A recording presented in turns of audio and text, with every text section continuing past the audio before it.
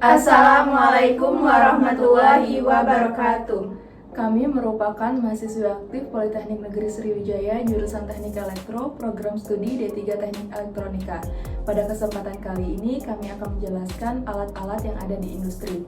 Sebelumnya kami akan memperkenalkan diri terlebih dahulu. Perkenalkan, nama saya Titania. Saya Cindy Putriani Pratiwi. Saya Lulut Larasati. Kami merupakan dari kelas 4ED. Selamat menyaksikan video kami.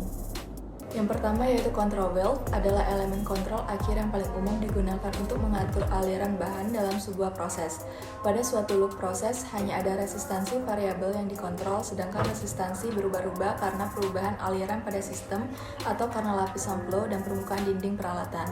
Control valve merupakan sebuah untuk valve yang dioperasikan menggunakan sistem kontrol, jadi tidak dioperasikan dengan tenaga manusia melainkan dikendalikan dengan bantuan perangkat tambahan.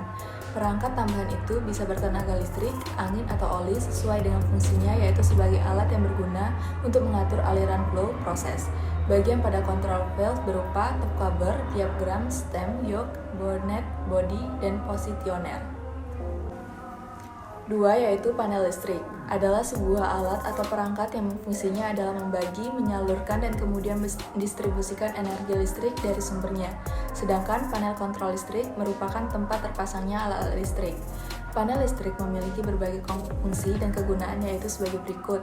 Yang pertama, menempatkan komponen listrik sebagai pendukung dari mesin-mesin listrik agar bisa beroperasi sebagaimana mestinya sesuai prinsip kerja kelistrikan. Yang kedua, yaitu mengamankan komponen listrik supaya terlindung dari hal-hal apapun yang bisa mempengaruhinya. Yang ketiga, yaitu menata rangkaian atau komponen listrik agar terlihat aman dan rapi. Yang ketiga yaitu pressure gauge. Pressure gauge adalah alat pengukur yang digunakan untuk mengukur sebuah tekanan fluida atau gas atau cair dalam sebuah tabung tertutup.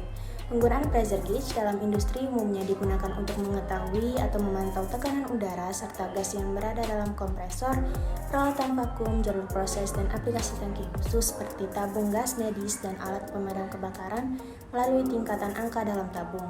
Kinerja ke pressure gauge terdiri dari tekanan dalam dan tekanan luar. Jadi ketika sedang menerapkan tekanan pada permukaan benda, maka cenderung kepada sisi dalamnya. Untuk satuan pengukurannya sendiri dikenal dengan istilah PSI atau pound per square inch, ada juga PSF atau pound per square foot hingga ATM atau atmosphere. Jenis-jenis pressure gauge antara lain yang pertama yaitu industrial pressure gauge, yang kedua yaitu process pressure gauge, yang ketiga yaitu high precision test gauge, dan yang terakhir yaitu differential gauge dan duplex pressure gauge. Yang keempat ada handrail, tujuannya untuk melindungi kita agar tidak terjatuh. Contohnya kalau orang sudah bekerja selama 20 jam atau 18 jam di industri, mereka seringkali mengalami pusing yang berlebihan. Itulah fungsi handrail agar tidak terjatuh dengan cara berpegangan pada handrail tersebut.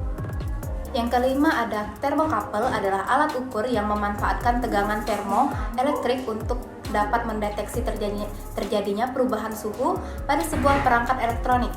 Untuk dapat bekerja, thermocouple menggunakan dua jenis logam konduktor, di mana dua konduktor tersebut terbuat dari logam dengan material yang berbeda. Fungsi thermocouple adalah sebagai alat ukur untuk mendeteksi suhu. Jadi, dengan memanfaatkan dua komponen logam penyusun itu, thermocouple akan mendeteksi apabila terjadi perubahan suhu pada sebuah alat elektronik.